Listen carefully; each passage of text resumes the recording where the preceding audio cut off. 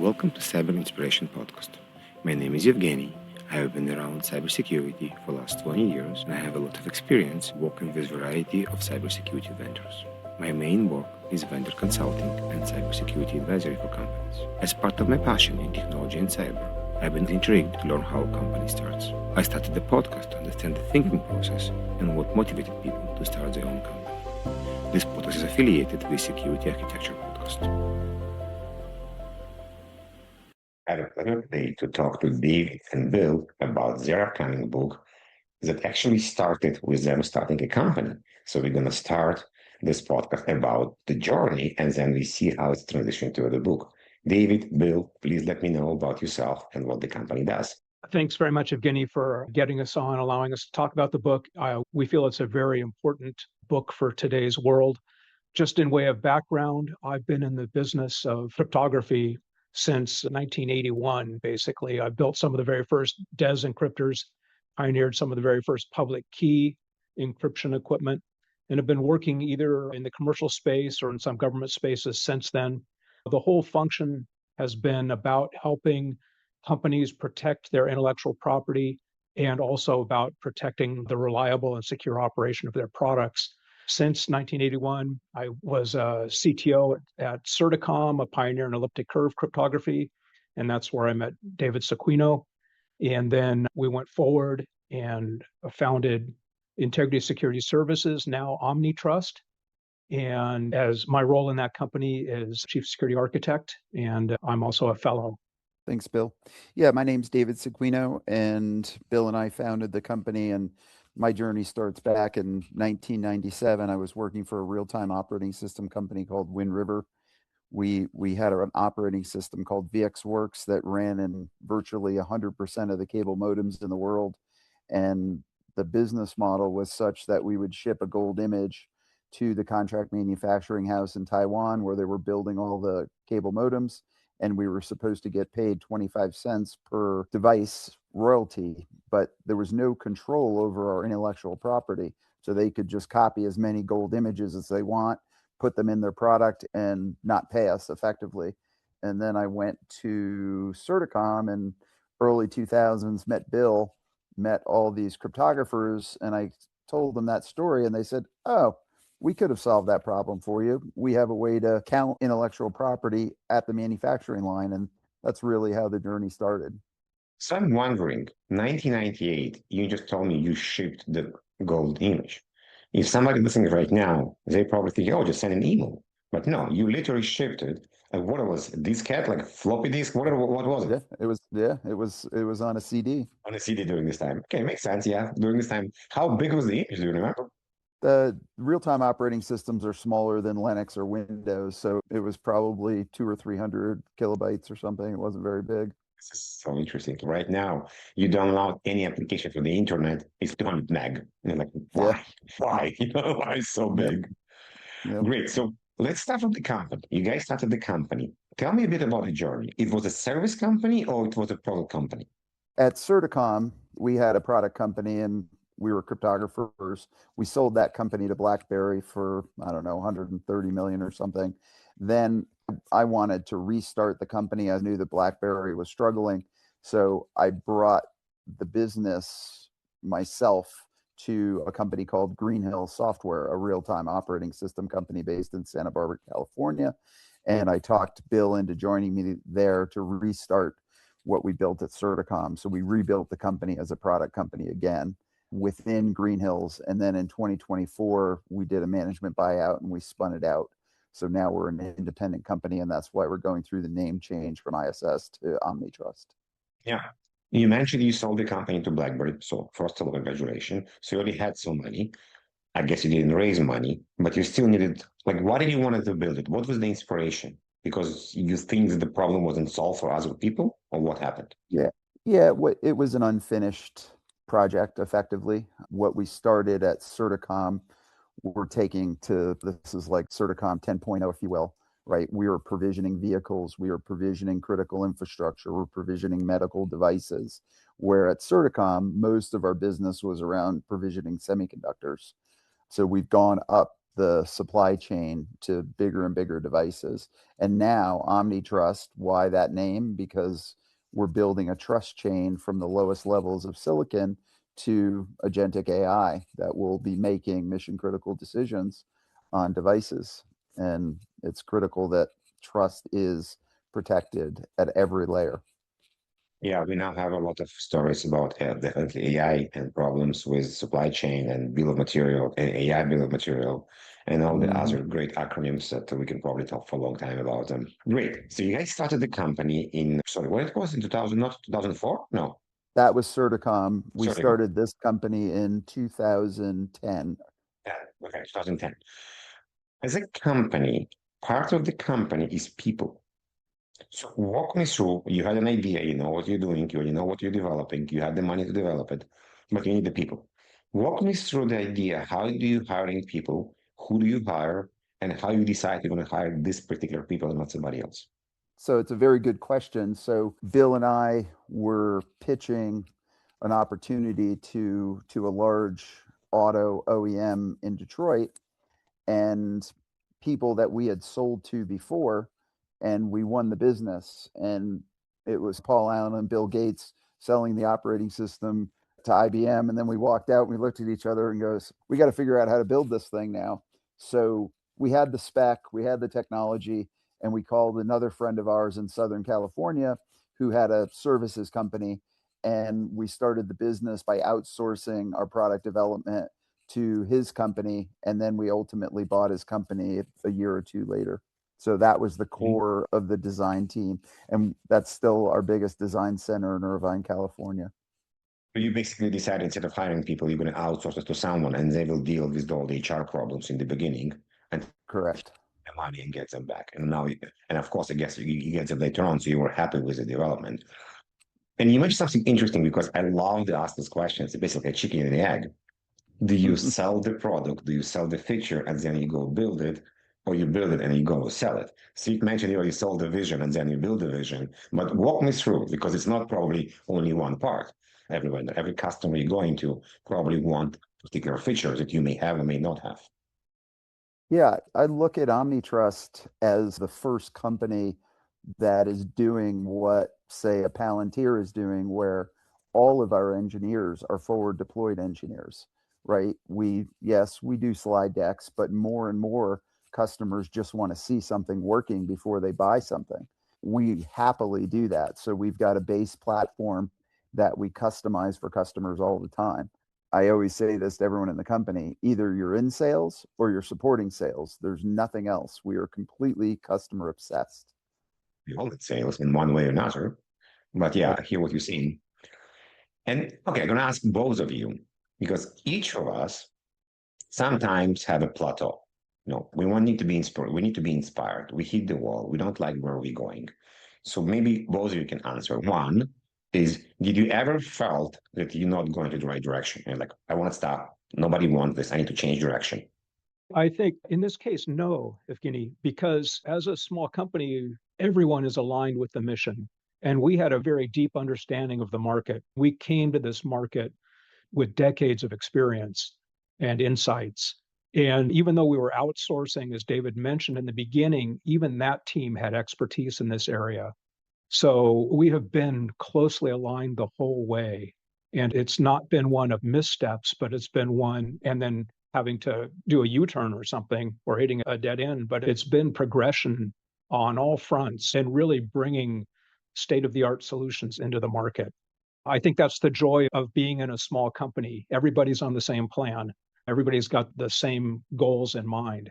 And I know when we were acquired by BlackBerry, for instance, Certicom was like about a 130-person company, and overnight it became a 14,000-person company. And the whole dynamic changed. And that was my first insight into how difficult a very large organization can be for what was a nimble team. Yeah, I'm a bit of a disciple of Jeff Bezos, and he runs his business with some fundamental beliefs. One, you want to be customer focused, not competitive focused, because if you're always building features for your customer, you will always be ahead of your competitors. So that's the one thing. And the other two concepts he has: to stay energized, you must always be in front of your customers. We don't believe in big product management at OmniTrust. We believe that engineers need to be forward deployed. They need to be talking to customers, because we know if a customer is asking for the feature, they're going to pay for it. And that's the best product management you can possibly get. And that keeps us energized to overachieve for the customers. Engineers, they work harder because they know at the end of the day, somebody from NVIDIA or General Motors or Stellantis or one of our many other Fortune 50 companies are asking for these features, and that's who they're answering to. So it's keeping that day one attitude that Jeff talks about, being customer obsessed, overachieving what your customers are asking for. That's the fabric of what I call the OmniTrust way. You mentioned something very interesting. My engineers talking to customers. Majority of the engineers I know basically tell, I hate customers, I want to talk to my laptop. This is why I'm an engineer. Not saying everyone, okay? What do you do? How do you explain to people that like to geek around the stuff they like to geek about it and they're phenomenal in this, to go and talk to customer and change the jargon, change the language from the technical explanation to the business understanding? Even when engineers are on the phone with customers, they're generally talking about a technical topic. They're not crossing over to that business use case as much. We have teams, we obviously have some salespeople, and we have a lot of engineers. So it's a mix of the two, but it's just critical, and it's happening more and more now because of AI is turning everything on its head. If we don't talk to customers, if we aren't agile, if we don't move faster every day, then, people will displace us. I'll come back to my original topic about inspiration and direction. Is idea from, I guess, day one, or always the same with some additions, or you needed to pivot in one way in what are you actually developing? Our mission has been the same from day one. We want to do end-to-end security from the first design of a product to the decommissioning of the product and everywhere in between.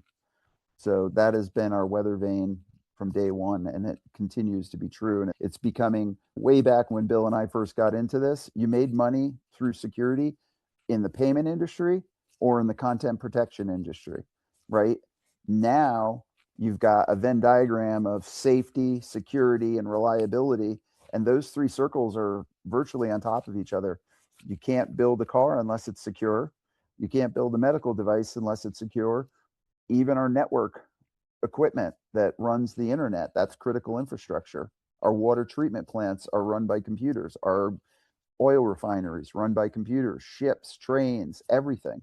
And it's on this exponential growth curve, right? Because devices are going everywhere, and AI is driving more and more compute hungry applications, and it's becoming more and more autonomous. Thank you. I want to transition to the book, but before that, I have another question.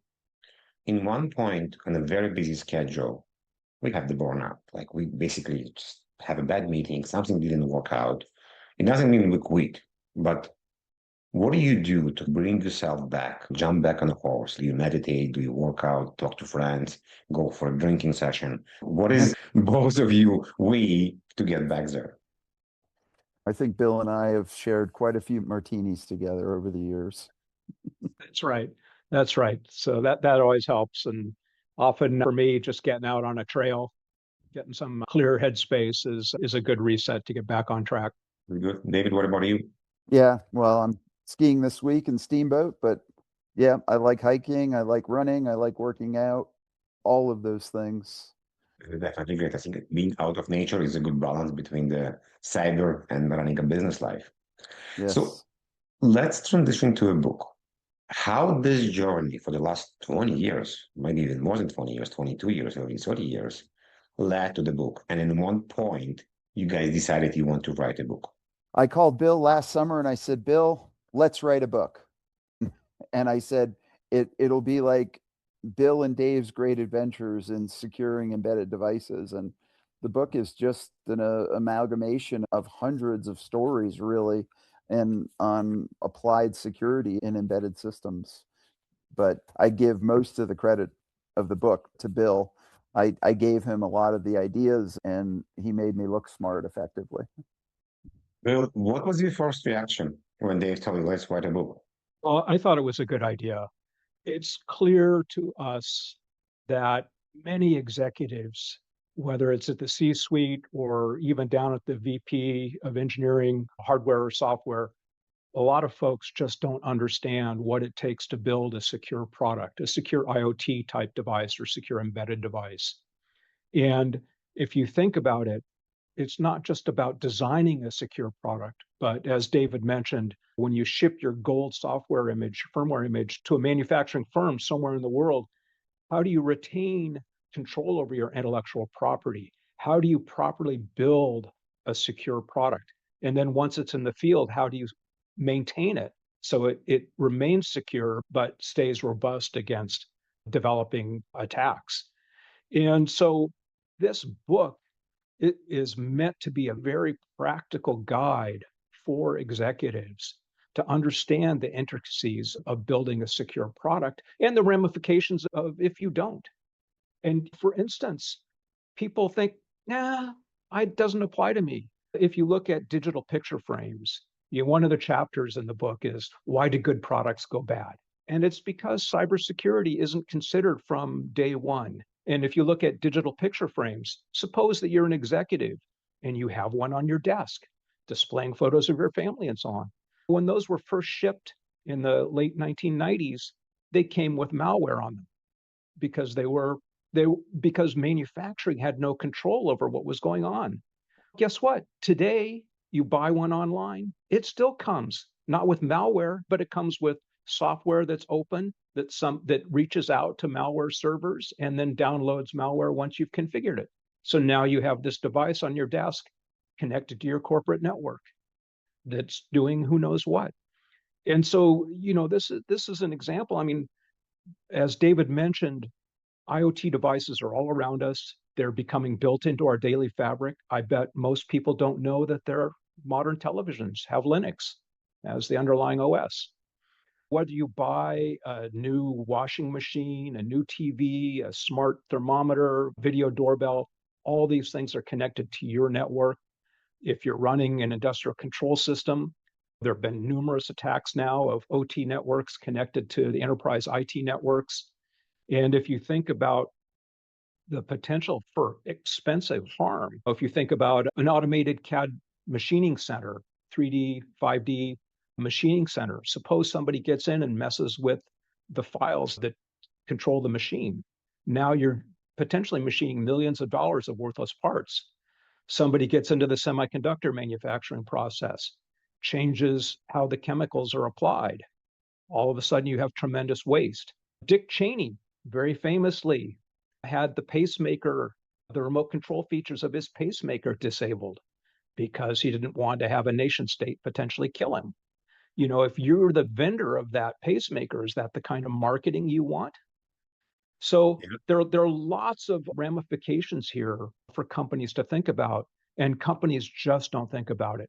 And with an embedded product, if you don't think about it from day one, getting security into the product, it's either tremendously expensive or almost impossible to add after the fact. And a classic example, just one last one, is the US military, when it invaded Afghanistan, deployed drones for surveillance. The ISIS fighters were able to intercept the drone video because it was unencrypted. They never thought to secure that. And that could not be a retrofit on the fly. They basically had to recall all the drones, recall all the ground control stations, and then update them. So tremendously expensive to do. If I could just give you 3 defining events for this, things that woke up the industry. For those that are paying attention, what changed the industry? In the 2000s, we had Stuxnet, right? Iran has centrifuges. They're refining uranium, enriching it. And the US and Israel developed a virus to attack the Siemens Step 7 controllers for that industrial system. So here's an attack on an industrial process, and Stuxnet damaged the centrifuges and set the program back. In 2013, Target, this is one of the first documented supply chain attacks, their HVAC vendor was compromised, and attackers were able to go horizontally through the HVAC vendor's network into Target and deploy malware to sniff credit cards on all the Target point of sale systems. The auto industry, as David mentioned, we've done quite a bit of work for. They originally started saying, you can't attack our cars. And then it was like, you need to physically attach to each car individually. And then in 2015, two researchers, Charlie Miller and Chris Valasek, basically came out and attacked the Chrysler Jeep Cherokee and showed that remotely they could attack not one vehicle, but all of that class of vehicles. And Chrysler had to go through a huge recall, tremendously expensive. So, these attacks are happening all the time. And lastly, in terms of ransomware, the attack on Jaguar Land Rover, JLR in the UK, that took down the whole company, their production, everything. And that cost them 1.9 billion pounds. So because we have this fabric now, which is intelligent and connected, and it's everywhere, this is why we wrote that book, to help executives understand what they need to do from day one to protect their product all the way through the life cycle, from design through production, through operation, and as David mentioned, through end-of-life decommissioning.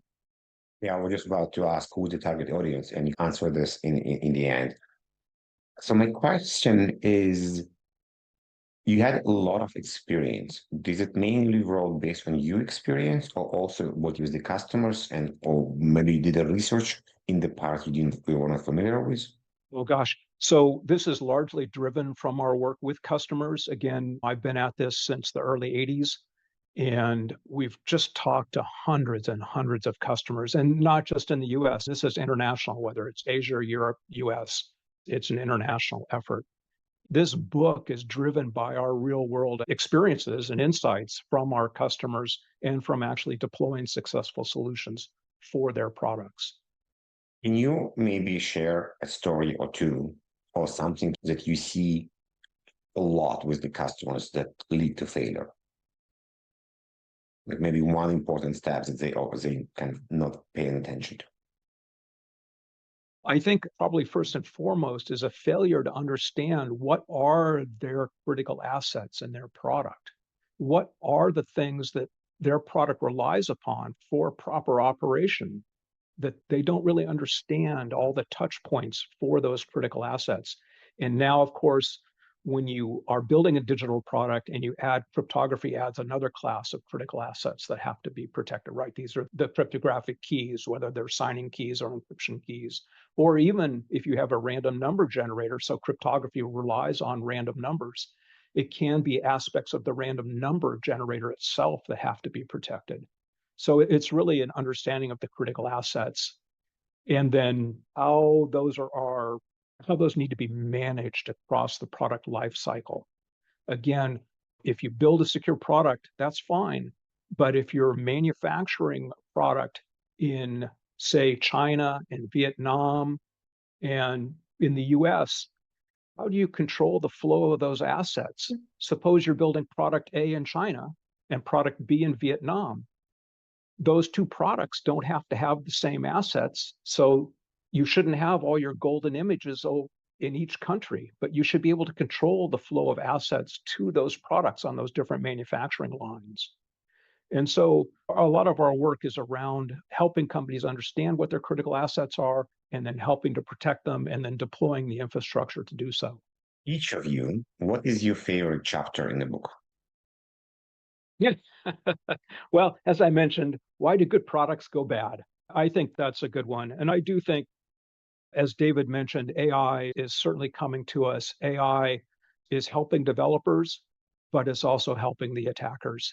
And if you think about cybersecurity, what is this? It's really a battle about creativity, about human creativity. And you can augment human creativity with AI, which is what's happening on both fronts.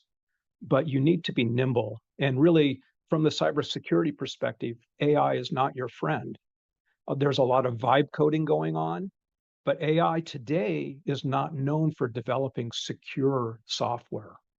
That'll change, but today that's not true. AI is very good at finding statistical relationships, finding new relationships. And so, from an attacker's perspective, and there have been lots of documented cases by Anthropic and others on hackers' use of Claude and other AI to develop new attacks, to automate the entire attack. And I mean, this is what we're all talking about, right? Is how one software engineer now can do so much more because AI can automate all these subtasks. Guess what? Your hacker now can do much more.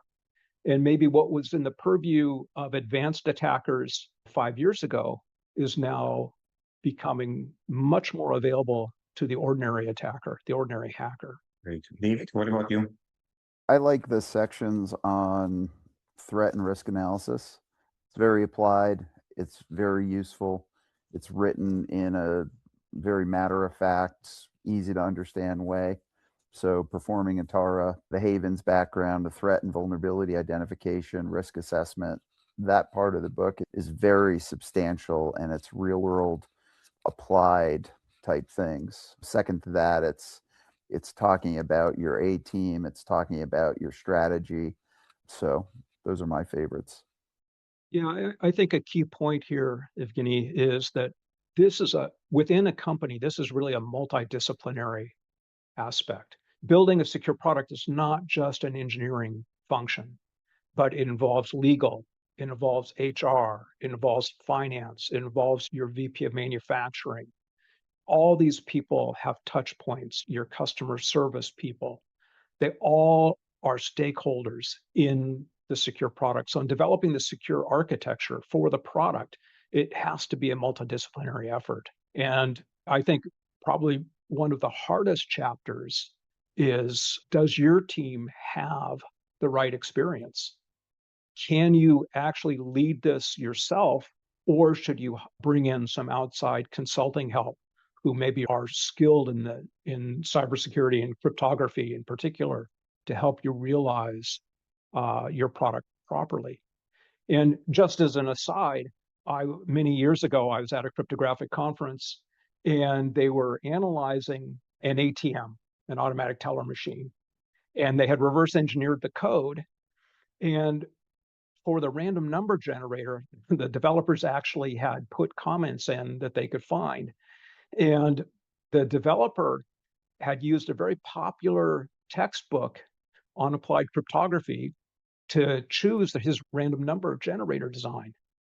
But he failed to turn the page because the next page said this shouldn't be used for cryptographic application.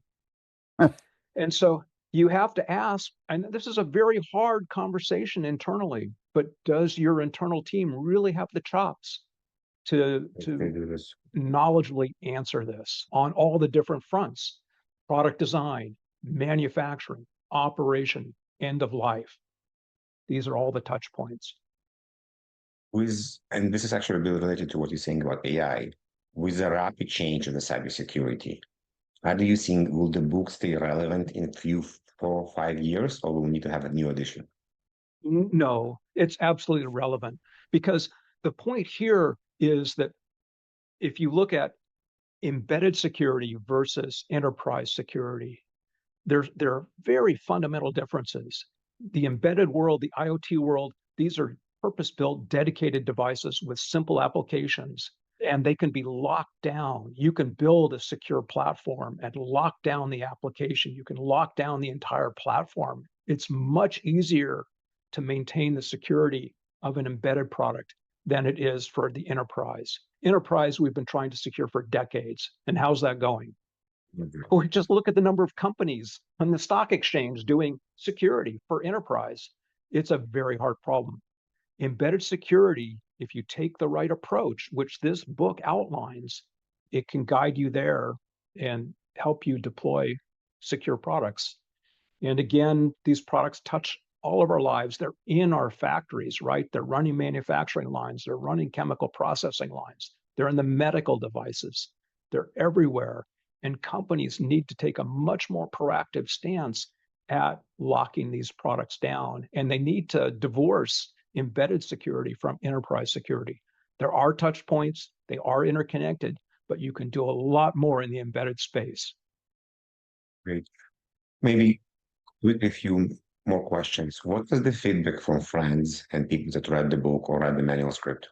Well, so far, everyone that has given feedback loves it. They think it's a very important book, as Bill said. They think it's timely and it's focused on an audience that we need to focus on, right? We're never really going to solve this problem until the C-suite stands up and becomes accountable themselves. Think of this as a call to action where if you go back to 1999, every CEO and boardroom on the planet basically said, we're going to go out of business if we don't have a presence on the internet. Companies are going to go out of business if they don't get this right. If they can't build a secure product and lock down their entire supply chain, bad things are going to happen. I understand. This is quite important, and I'm very happy about the feedback as well.